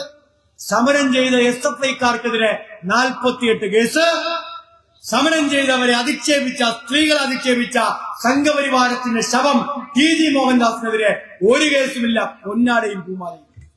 ഇതാണ് കേരളത്തിലെ UDF ഭരണം. ഈ UDF ഭരണം വേണോ? നമ്മൾ ആലോചിക്കണം. ഈ UDF ഭരണത്തിന് കീഴിൽ ആരാണ് സംരക്ഷിക്കപ്പെടാൻ പോകുന്നത്? നമ്മൾ ചിന്തിക്കണ്ടേ? സംഘപരിവാറിനെയും സംഘപരിവാറിന്റെ വിധേയന്മാരെയും സംരക്ഷിക്കുന്ന ഗവൺമെന്റായി കേരളത്തിലെ ഗവൺമെന്റ് മാറില്ല. ഈ ഗവൺമെന്റിനെതിരായി ന്യൂനപക്ഷങ്ങളെ വേട്ടയാടാൻ തയ്യാറാവുന്ന സംഘപരിവാരം പുറകിൽ ഇങ്ങനെ ഇരുമ്പ് ചട്ട പോലെ അണിനിരക്കുക. ആ ഇരുമ്പ് ചട്ട പോലെ അണിനിരക്കുന്ന സംഘപരിവാരത്തിന്റെ രാഷ്ട്രീയ അജണ്ട കേരളത്തിൽ പിടിമുറുക്കുക എന്നതാണ്. കേരളത്തിൽ പിടിമുറുക്കുക എന്നതാണ്. ആ സംഘപരിവാരോട് വളരെ സ്നേഹത്തിൽ ഇടതുപക്ഷം പറയാം. ഇടതുപക്ഷം കേരളത്തിന്റെ രാഷ്ട്രീയ അധികാരത്തിൽ ഇല്ല, ശരിയാണ്. ഇന്ന് കേരളത്തിലെ രാഷ്ട്രീയ അധികാരത്തിൽ ഇടതുപക്ഷമില്ല, ഞങ്ങൾ പ്രതിപക്ഷത്താണ്. പക്ഷേ ഈ കേരളത്തിലെ ഇടതുപക്ഷം സംഘടിതവും സുസംഘടിതവുമാണ്. സംഘടിതവും സുസംഘടിതവുമായ കേരളത്തിലെ ഇടതുപക്ഷം രാജ്യത്ത് സംഘപരിവാറിനോടും അധികാരത്തിന്റെ ഗർവിൽ വി.ഡി. സതീശന്റെ പിന്തുണയിൽ കേരളത്തിൽ അധികാരം പിടിക്കാൻ ഇറങ്ങുന്ന സംഘപരിവാരത്തോടും പറയുന്നു, ഉത്തരേന്ത്യയിൽ നിങ്ങൾ കാട്ടിക്കൂട്ടുന്ന ന്യൂനപക്ഷങ്ങൾക്കെതിരായതും പിന്നോക്കക്കാർക്കെതിരായതും പട്ടികജാതി പട്ടികവർഗ വിഭാഗത്തിൽപ്പെട്ട മനുഷ്യർക്കെതിരായതും മതനിരപേക്ഷവാദികളും ജനാധിപത്യ വിശ്വാസികളും മതേതരവാദികളായ മനുഷ്യർക്കെതിരായതുമായ അക്രമം അതേ നിലയിൽ UDF ആണ് കേരളം ഭരിക്കുന്ന അഹങ്കാരത്തിൽ കാണിക്കാൻ ഈ കേരളത്തിലിറങ്ങി പുറപ്പെട്ടാൽ നട്ടലുള്ള ഇടതുപക്ഷത്തിന്റെ സഖാക്കളുണ്ട് എന്ന് പലവട്ടം ഓർമ്മിച്ചിട്ട് വേണം കേരളത്തിലേക്ക് ഇറങ്ങാൻ. ഒരധികാരത്തിന്റെ പിന്തുണയും ഇടതുപക്ഷത്തിന് വേണ്ട. അധികാരത്തിലുള്ളപ്പോഴും ഇല്ലാത്തപ്പോഴും നിലപാട് സ്വീകരിച്ചവരാണ് ഇടതുപക്ഷക്കാർ. വർഗീയതയോട് വിട്ടുവീഴ്ച ചെയ്യാതെ നിലപാട് സ്വീകരിച്ചത് കൊണ്ടാണ് ഞങ്ങളെ പരാജയപ്പെടുത്താൻ എല്ലാ വർഗീയവാദികളും ശ്രമിച്ചത്. ഇടതുപക്ഷം അധികാരത്തിൽ തുടരാൻ പാടില്ലെന്നും ഇടതുപക്ഷം അധികാരത്തിലിരുന്നാൽ ഞങ്ങൾക്ക് വളരാൻ കഴിയില്ലെന്ന ജമാഅത്ത് ഇസ്ലാമിയുടെയും RSSന്റെയും അഭൂതപൂർവമായ സങ്കടത്തിൽ നിന്നാണ് ഇടതുപക്ഷത്തിനെതിരായ രാഷ്ട്രീയ പ്രകടനം കഴിഞ്ഞ 10 വർഷക്കാലവും കേരളത്തിൽ നടന്നത്. അപ്പൊ ഞങ്ങൾ അധികാരത്തിൽ നിന്ന് പോയാൽ ഈ രാഷ്ട്രീയ അജണ്ടയെല്ലാം കേരളത്തിൽ നടപ്പിലാക്കാൻ കഴിയുമെന്നാണ് RSS വിചാരിക്കുന്നതെങ്കിൽ, ജമാഅത്ത് ഇസ്ലാമി വിചാരിക്കുന്നതെങ്കിൽ ആ വർഗീയ അജണ്ട കേരളത്തിൽ നടക്കില്ല എന്ന് നിങ്ങൾ ബോധ്യപ്പെടണം. അതിനെ കേരളം പ്രതിരോധിക്കും. അതിനെ മതനിരപേക്ഷ കേരളം പ്രതിരോധിക്കും. അതിശക്തമായി കേരളത്തിലെ ഇടതുപക്ഷം ആ പ്രതിരോധത്തിന് മുന്നിലുണ്ടാവും. അതിശക്തമായി കേരളത്തിലെ മനുഷ്യർ ആ പ്രതിരോധത്തിന് മുന്നിൽ നിൽക്കുന്ന ഇടതുപക്ഷത്തിനൊപ്പം നിൽക്കും.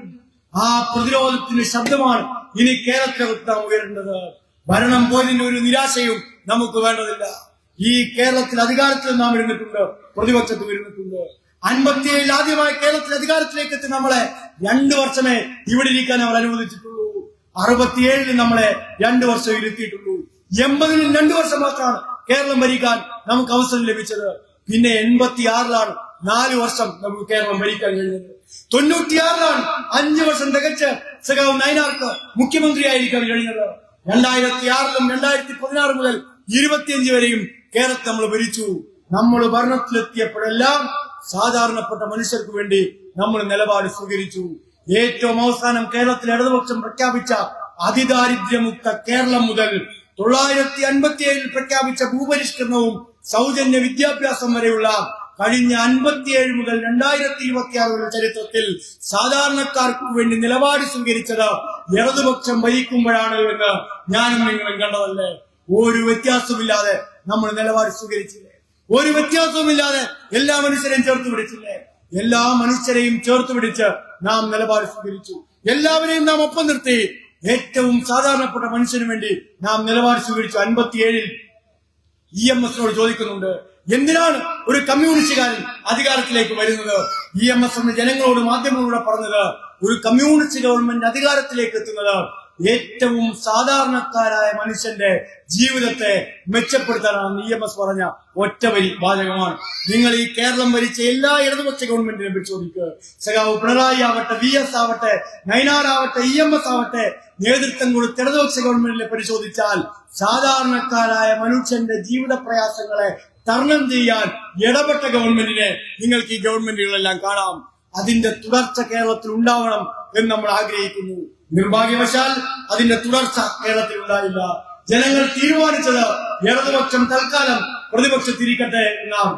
ആ പ്രതിപക്ഷത്തിരിക്കാൻ ജനങ്ങൾ സ്വീകരിച്ച തീരുമാനത്തെ ഹൃദയപൂർവ്വമാണ് കേരളത്തിലെ ഇടതുപക്ഷം ഏറ്റെടുക്കുന്നത്. ഞങ്ങൾ പ്രതിപക്ഷത്തിരിക്കും. ജനങ്ങൾ ഇടതുപക്ഷത്തോടെ പ്രതിപക്ഷത്തിരിക്കാൻ പറഞ്ഞാൽ കേരളത്തിലെ ഇടതുപക്ഷം പ്രതിപക്ഷത്തിരിക്കും. ത്രിപുരയിലും ബംഗാളിലും പ്രതിപക്ഷത്ത് പോയിട്ട് നിങ്ങൾ തകർന്നു പോയില്ലേ? ചിലർ ചോദിക്കുന്നുണ്ട്. ത്രിപുരയിലും ബംഗാളിലും നാം അധികാരത്തിൽ നിന്ന് പോയപ്പോ നമ്മുടെ പാർട്ടി ഓഫീസുകളും സഖാക്കളും ആക്രമിക്കപ്പെട്ടത് ഞാനും നിങ്ങളും കണ്ടതല്ലേ? ഇടതുപക്ഷം 2026 ഭരണത്തിൽ നിന്ന് പോയിട്ട് കേരളത്തിലെ ഒരു ഇടതുപക്ഷക്കാരന്റെ മേത്ത് ഒരു തരി മണ്ണ് നുള്ളിയിടാൻ ഇവിടുത്തെ വലതുപക്ഷത്തിനോ ബി ജെ പിക്കോ ആയോ? കേരളത്തിലെ ഇടതുപക്ഷം ഇന്നും ശക്തമാണ്. തെറ്റുകൾ തിരുത്തും ഇടതുപക്ഷം. തെറ്റുകൾ ജനങ്ങളോട് തുറന്നു പറഞ്ഞ് ജനങ്ങൾക്ക് സ്വീകാര്യമാവുന്ന നിലയിൽ നിലപാട് സ്വീകരിക്കും. ജനങ്ങളിൽ നിന്ന് അഭിപ്രായങ്ങൾ കേൾക്കും, ജനങ്ങളിൽ നിന്ന് മനസ്സിലാക്കും, ജനങ്ങൾ പറയുന്നതനുസരിച്ച് പാർട്ടി പ്രവർത്തനങ്ങൾ ചിട്ടപ്പെടുത്തും. ജനങ്ങളുടെ ആഗ്രഹത്തിനനുസരിച്ച് സാധാരണക്കാരന്റെ ശബ്ദമായി പ്രതിപക്ഷമായി കേരളത്തിലെ ഇടതുപക്ഷം മാറും. ആ ഇടതുപക്ഷം സാധാരണക്കാരന്റെ ശബ്ദമായി നിയമസഭയ്ക്കകത്തും പുറത്തും ഉണ്ടാവും. സ്വീകരിച്ച മതനിരപേക്ഷ നിലപാടിൽ വെള്ളം ചേർക്കുന്ന ഒരു നിലപാടിനോടും നമ്മൾ യോജിക്കില്ല. ഇപ്പൊ ഇതാ വഖഫ് ഭേദഗതി ബില്ല് കേരളത്തിൽ നമ്മൾ അധികാരത്തിലിരുന്നപ്പോ നടപ്പിലാക്കാതെ പോയത് ഇപ്പൊ നടപ്പിലാക്കുകയല്ലേ? എന്താ വഖഫ് ഭേദഗതി നിയമം? ഞാൻ പറയാതെ നിങ്ങൾക്കറിയാം. ദേവസ്വം ബോർഡിൽ ഹിന്ദു മതവിശ്വാസികളാണുള്ളത്. പള്ളിയുമായി ബന്ധപ്പെട്ട ക്രിസ്ത്യൻ പള്ളിയുമായി ബന്ധപ്പെട്ട സ്വത്തുക്കൾ കൈകാര്യം ചെയ്യുന്നത് ആ മതവിഭാഗത്തിൽപ്പെട്ട മനുഷ്യരാണ്. എന്നാൽ രാജ്യത്തെ കേന്ദ്ര ഗവൺമെന്റ് ഒരു ഭേദഗതി കൊണ്ടുവന്നിരിക്കുന്നു. വഖഫ് ഭേദഗതിയിൽ വഖഫ് സ്വത്തിൽ രാജ്യത്ത് ആ മതവിശ്വാസത്തിൽ പെടാത്തവർ കൂടി അംഗങ്ങളായി ഉണ്ടാവണം. ഇടതുപക്ഷം അധികാരത്തിലിരിക്കുമ്പോഴല്ലേ ആ ഭേദഗതി നടപ്പിലാക്കിയത്? 40-ാം വകുപ്പ് പറയുന്നത് 2 അംഗങ്ങളെ ആ മുസ്ലിങ്ങളെ വഖഫ് ബോർഡിൽ ഉൾപ്പെടുത്തണം എന്നാണ്. സഖാവ് പിണറായി വിജയൻ നിങ്ങൾ ആവുന്ന കുറ്റം പറഞ്ഞതാണല്ലോ. നിങ്ങൾ സംഘപരിവാറിനോട് കൂട്ടിക്കെട്ടി എന്തെല്ലാം ദുഷ്പ്രചരണം നടത്താൻ കഴിയുമോ ആ ദുഷ്പ്രചരണങ്ങളെല്ലാം സഖാവ് പിണറായി വിജയനെ നടത്തിയല്ലോ.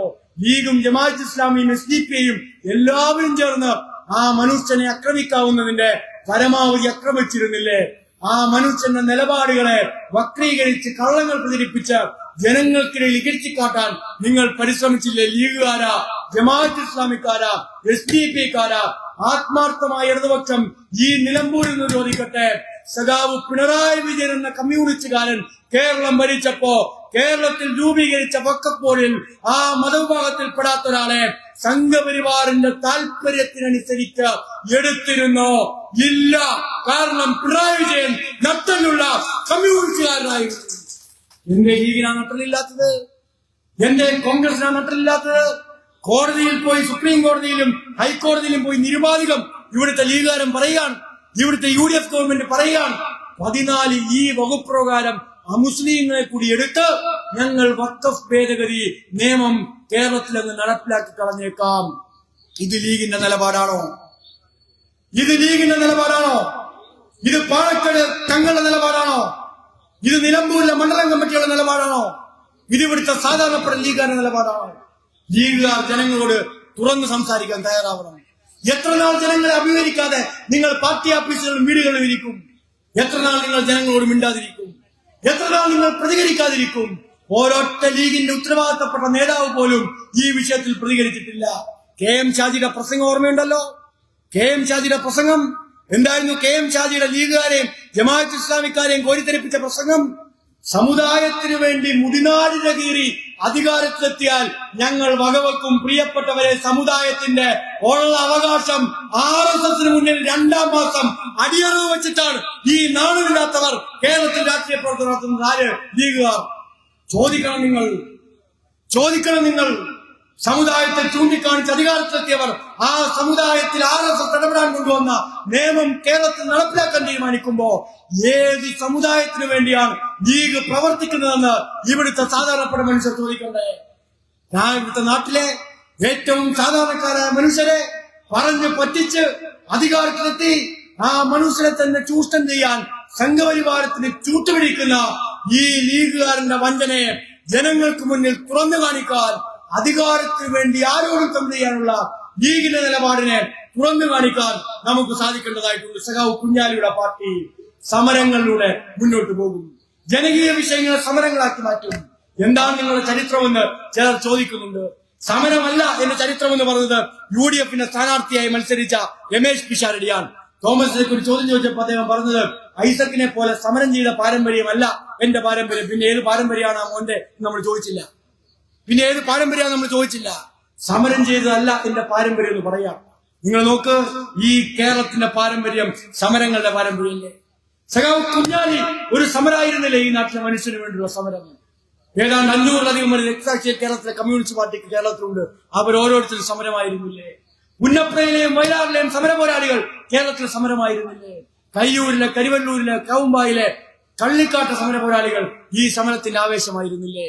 ആ സമര പരമ്പരയുടെ രൂപപ്പെട്ട നാടാണ് എന്റെ നിങ്ങളുടെയും കേരളം. ഇങ്ങനെയുള്ള രാഷ്ട്രീയവാദികൾ, ഇങ്ങനെ സമരമല്ല എന്റെ ചരിത്രം എന്ന് പറയുന്നവർ ഈ കേരളത്തിലുണ്ടാവുന്ന മുൻകൂട്ടി കണ്ടൊരു മനുഷ്യനാണ് വയലാർ. അതുകൊണ്ടാണ് വയലാർ കവിത എഴുതിയത് സംസ്കാരത്തിന്റെ നാളങ്ങളിൽ എന്താണ് കേരളത്തിന്റെ സംസ്കാരമെന്ന്. വയലാർ അദ്ദേഹത്തിന്റെ കവിതയിൽ ആദ്യത്തെ വരിയിൽ എഴുതുന്നുണ്ട്, കയറുപിരിക്കും തൊഴിലാളിക്കൊരു കഥയുണ്ടുജ്വല സമരകഥ, ആ കഥ പറയുമ്പോൾ അഭിമാനിക്കാൻ എന്നുടെ നാടിന് വകയില്ലേ. കയറുപിരിക്കും തൊഴിലാളിക്കൊരു കഥയുണ്ടുജ്വല സമരകഥ, ആ കഥ പറയുമ്പോൾ അഭിമാനിക്കാൻ എന്നുടെ നാടിന് വകയില്ലേ. കയറുപിരിക്കുന്ന കയർപ്പിരി തൊഴിലാളിയുടെ, കർഷക തൊഴിലാളിയുടെ, കർഷകന്റെ, വീരതെടുപ്പ് തൊഴിലാളിയുടെ, സാധാരണപ്പെട്ട കൂലിവരെ എടുക്കുന്ന തൊഴിലാളിയുടെ, ഏറ്റവും സാധാരണക്കാരായ മനുഷ്യരുടെ പോരാട്ടമാണ് ഇന്നലകളുടെ കേരളത്തിലെ ചരിത്രമെങ്കിൽ ആ പോരാട്ടത്തിന്റെ തുടർച്ചയാണ് ഇന്നത്തെ ഇടതുപക്ഷമെങ്കിൽ സാധാരണക്കാർക്ക് വേണ്ടി, തൊഴിലാളികൾക്ക് വേണ്ടി, കർഷക തൊഴിലാളികൾക്ക് വേണ്ടി, മത്സ്യത്തൊഴിലാളികൾക്ക് വേണ്ടി, പാവപ്പെട്ടവർക്ക് വേണ്ടി, അടിച്ചമർത്തപ്പെടുന്നവർക്ക് വേണ്ടി, ന്യൂനപക്ഷങ്ങൾക്ക് വേണ്ടി, ദളിതർക്ക് വേണ്ടി അവരുടെ ജീവിത പ്രയാസങ്ങളുള്ള സമരമായി കുഞ്ഞാലിയുടെ പാർട്ടി മാറും. ആ മാറുന്ന പാർട്ടിയെ നേരിടാൻ ഒരു ഫാസിസ്റ്റ് ശക്തിക്കുമാവില്ല എന്ന പ്രഖ്യാപനം കൂടിയായി സഖാവ് കുഞ്ഞാലിയുടെ രക്തസാക്ഷിണത്തെ മാറ്റാൻ നമുക്കാവട്ടെ എന്ന് ആശംസിച്ചുകൊണ്ട് അവസാനിപ്പിക്കുന്നു. നിങ്ങൾക്ക്